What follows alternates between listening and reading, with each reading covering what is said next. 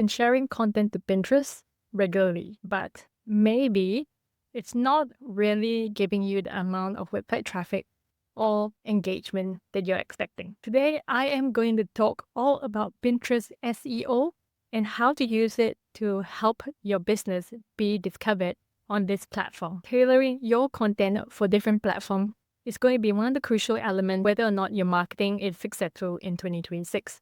And if you're curious about this, I break down 2026 marketing trends that I'll bet my money on in my previous video right here. Let's talk about Pinterest and the common mistake that I see most business owners making on this platform. First off, if you're treating Pinterest like any other social media platform, stop right there. Pinterest is super different. Think back to a time when you've used Pinterest. I was recently looking at how to create a terrarium and choosing the right plants to put into it. And this highlights the one crucial difference that sets Pinterest apart from other marketing platforms. Pinterest is essentially like Google or ChatGPT. It is a search engine, not in the form of words, but in the form of images and visuals. And people primarily go onto Pinterest to find solutions to something or to be inspired, which is exactly what I was looking for when I was looking for information on how to design my very first terrarium. So if right now you're treating Pinterest like any other social media platform,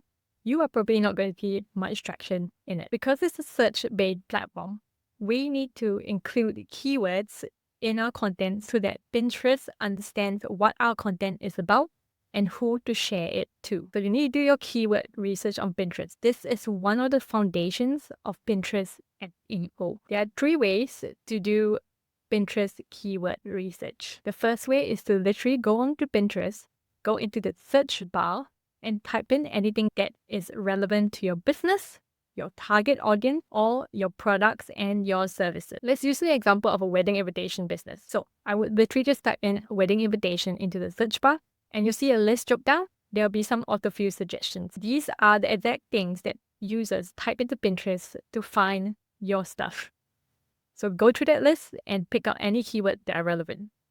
The second way is to look at people in the same niche. So look at the search results and what's appearing there. At the top of the Pinterest search result, there should be a lot of colored bubbles that are going to give you more keyword options that you can choose from. The third way is to use the Pinterest trends tool. This is a super fun tool that shows you how certain keywords trend during different times of the year. For example, right now in January in Australia, it would be back to school, summer recipe, or pool party. And searches for these certain keywords tend to peak around these months. So it's going to give you clues to help you plan your content ahead. So you'll often hear people say that Pinterest doesn't seem to be gaining much traction. And that's because they are expecting it to behave like social media where the impact or the engagement is almost instantaneous. But really, most Pinterest content takes at least 3 months to form any sort of substantial results. And if you're really curious about how to rank your content on Pinterest, my friend Megan Williamson is a Pinterest expert who I've learned Pinterest from myself. And she has a beginner's course to help you do exactly that. I'm going to drop the link in the description below and you can check that out. Once you have your list of keywords, you should be trying to put them in all parts of your Pinterest content as possible, because this is going to help the Pinterest algorithm to correctly place your content among similar results and to show them to the right people. So there's various different places where you can put all the keywords. The first one is your Pinterest bio and your Pinterest profile. And with Pinterest, what you want to do, even though it's a search engine, remember that people are the ones that are using this platform. So try to write for people while weaving your keyword in. Use flowy sentences, but be direct. You can have a very fun, friendly tone of voice, but do try to keep it direct, keyword rich, as well as avoid stuffing keywords in at the end of your sentences, because even though it may help you show up on search, people aren't going to like that. The next place to add keywords to would be your Pinterest board and the board description. Boards are basically areas to categorize your pins, and it's going to give Pinterest additional information to fully understand who is the right audience to show your content to. The last part, the content that you're going to pin to Pinterest itself. So whether you're pinning an image or a video, if you can, have some text overlay on the creative itself. There's an example right here, like this or like this.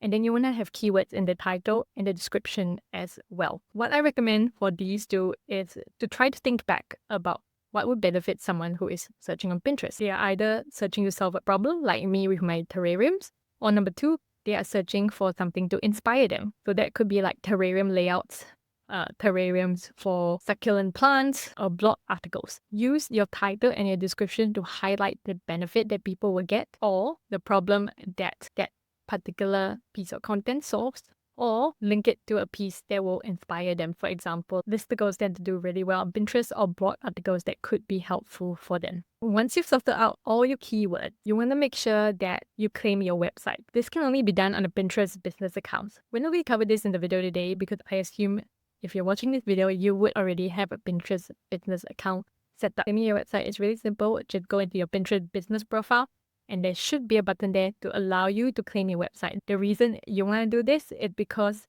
Pinterest would then prioritize any piece of content or pins that link back to your website, and it will also give you access to analytics.